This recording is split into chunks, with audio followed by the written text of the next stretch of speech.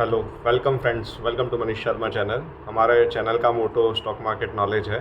So let's begin. सो आज का market का हाल।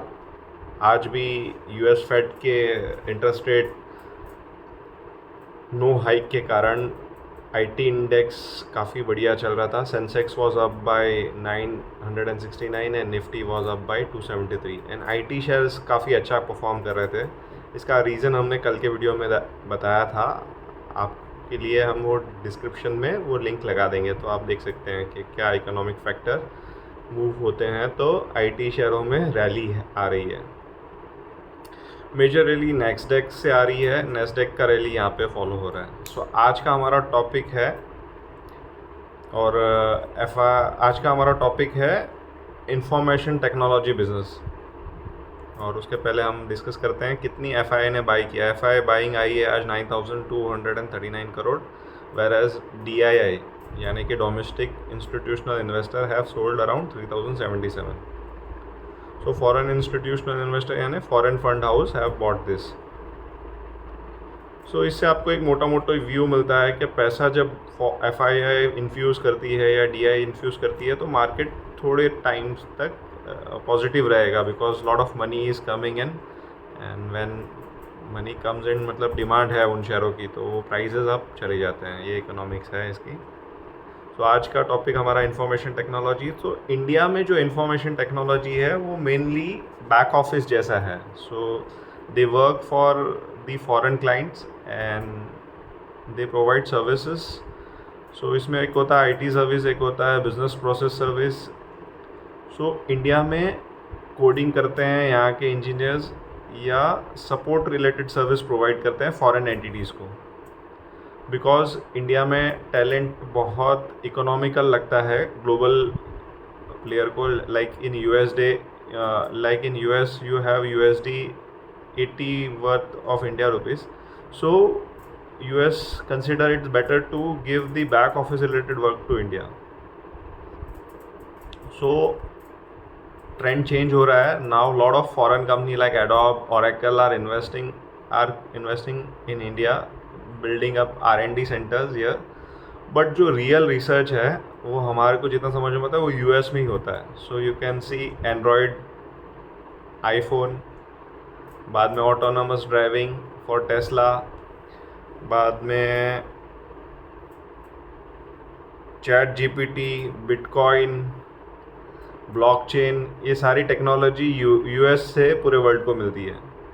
सो आज हम थोड़ा बिटकॉइन के ऊपर भी डिस्कस करेंगे कि बिटकॉइन क्या होता है। Bitcoin is developed on the blockchain technology and उसका मेन मकसद यही है कि वो जो रूटीन करेंसीज है, जो डॉलर है या INR है, उसको रिप्लेस कर देते हैं। Indian government are very stringent on trading of bitcoin, so there is lot of taxes. So और ये रेगुलेटेड भी नहीं है। इसके लिए हमारा सजेशन रहेगा कि आप बिटकॉइन में इन्वेस्ट ना करिए, बिकॉज मैं मेरे फ्रेंड का एक उदाहरण दूंगा। उन्होंने बिटकॉइन में 30,000 इन्वेस्ट किया था एंड सून और लेटर वो 50 हो गया और 2-4 दिनों में वो 90,000 तक बढ़ गया था। ये देख के वो बहुत खुश हो गए और उन्होंने 2 लाख रुपीज़ इन्वेस्ट कर दिया। और वो बिटकॉइन नहीं था, वो अदर कोई बिटकॉइन जैसे ही कोई दूसरी करेंसी थी। सो उन्होंने जैसे ही 2 लाख और इन्वेस्ट किया, सो उनके 4 लाख के सीधे 60,000 हो गए। सो उनके पैसे डाउन हो गए। और बिकॉज ये रेगुलेटेड नहीं है, इसका कौन रेगुलेटर है तो इसकी कंप्लेन कहाँ करें। सो जब भी कोई चीज़ नहीं आती है सो हमको डायरेक्टली उसमें इन्वेस्ट नहीं करना चाहिए, बिकॉज यू नेवर नो। कई सारी ऐसे छोटे मोटी करेंसी आई, जैसे डॉजो आई थी, वो बैंकक्रप्ट हो गई।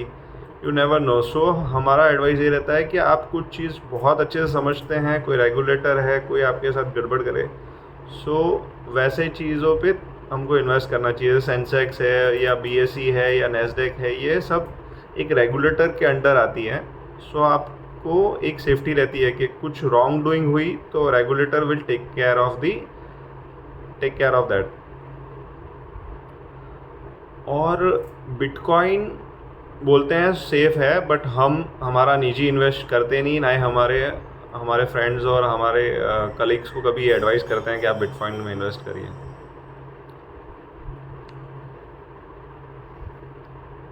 सो ये हो गया। और हमारा टॉपिक था आईटी में। आज एक न्यूज़ आई कि Bhavesh Aggarwal of Ola will soon start new company which will work on artificial intelligence. So let's see कैसा होता है ये काम। They are thinking to build some autonomous artificial intelligence technology like we have ChatGPT. So let's see how it goes on. So हमारी IT company 10-15 सालों से काफ़ी अच्छा कर रही है। हमारे जीडीपी का ये 7.4% कंट्रीब्यूट करती है and they are the largest player of they are considered to be largest player in employing people. So in IT there is lot of development in India and all over the globe, because you will observe that this is the digital era.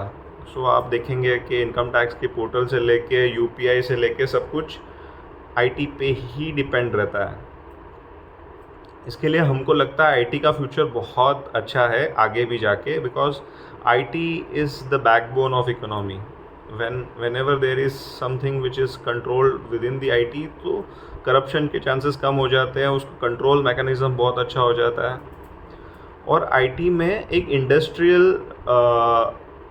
Industrial support IT भी होता है। उसमें जो heavy machineries होती है उसके software and coding IT engineers करते हैं, तो वो प्रिसिशन के साथ वो काम करते हैं। हमने एक प्लांट देखा था जो कि अलॉय व्हील बनाते थे।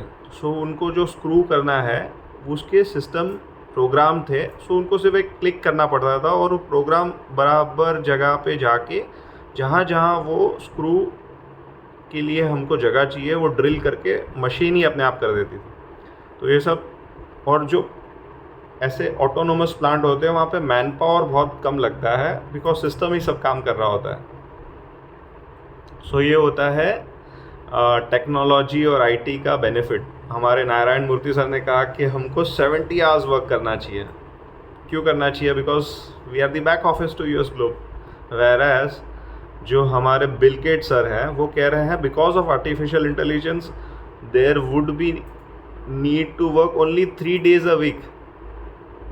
हमारा निजी सुझाव ये है कि हाँ, हमको मेहनत ज़रूर करनी चाहिए, बट 70 घंटा वीक बहुत ज़्यादा होता है, मतलब मोर देन 12 आवर्स। हमारा निर्णय ऐसा है कि आप 9 घंटा करिए, 10 घंटा करिए, और कुछ समय अपने जीवन का खाली रहने दीजिए। उससे क्या है, you can think, you can thought, because if we keep on working, जो नया थॉट है वो आ ही नहीं पाएगा, because we would busy in doing the routine work. So ऐसा समय ज़रूर होना चाहिए हमारे जीवन में जो हम सोच सकें कि हम नया क्या करें। ये हमारा व्यू था 70 आवर्स वाले पॉइंट पे। इंडस्ट्रियल ऑटोमेशन पे हमने बात कर ली, और आज हम बात करेंगे कौन सा आईटी का शेयर हमें बहुत बढ़िया लगता है और आप भी उस पर रिसर्च कर सकते हैं। डिस्क्लेमर के तौर पे हम बताना चाहेंगे ये शेयर हमारे पोर्टफोलियो में है और हमारे फैमिली के पोर्टफोलियो में भी है। सो आप अपनी खुद की रिसर्च करिए, और if you are willing to buy और sell, you please consult your financial adviser. So हमारा शेयर है लैंसर एंड टर्बो माइंड्री LTIM, जो कि हाल ही में काफ़ी बढ़ गया है, 5000 से 6000 हो गया है, बट आप उसका रिज़ल्ट देखिए। सो आप देखेंगे सेल्स ग्रोथ इस क्वार्टर में तो कम आई, करीबन 8%, बट हमने जो इनके मैनेजमेंट कॉन कॉल पढ़े उससे हमको ये समझ में आया कि काफ़ी कुछ बिज़नेस अच्छा कर रहा है। उन्होंने एक सबसे बड़ी सेमीकंडक्टर मैन्युफैक्चरर वर्ल्ड वाली डील जीती, SAP implementation, leading US based apparel retail with over 900, और हमको ये भी समझ में आया they are building some software which would be use by retailer to track their inventory and all. So ऐसी टेक्नोलॉजी आपको बिजनेस में हेल्प करती है। सो वैसी कंपनी का सेल काफ़ी बढ़ते रहता है, and that you can see from the data also. So आप क्वार्टर एंड क्वार्टर डेटा देखेंगे, सो इनका सेल्स ग्रोथ काफ़ी अच्छा हो रहा है। जैसे इस क्वार्टर तो 8.24 था, बट जून क्वार्टर में 13% ग्रोथ था, और मार्च में because of merger it was 102। So 13%, 8% is not bad, मतलब 10% क्वार्टर ऑन क्वार्टर ग्रोथ कर रही है। और ईबिटा भी अच्छा ग्रो कर रहा है कंपनी का। सो हमको लगता है ये शेयर आगे जाके अगर यही ग्रोथ आई तो ये हिसाब से ग्रो करना चाहिए।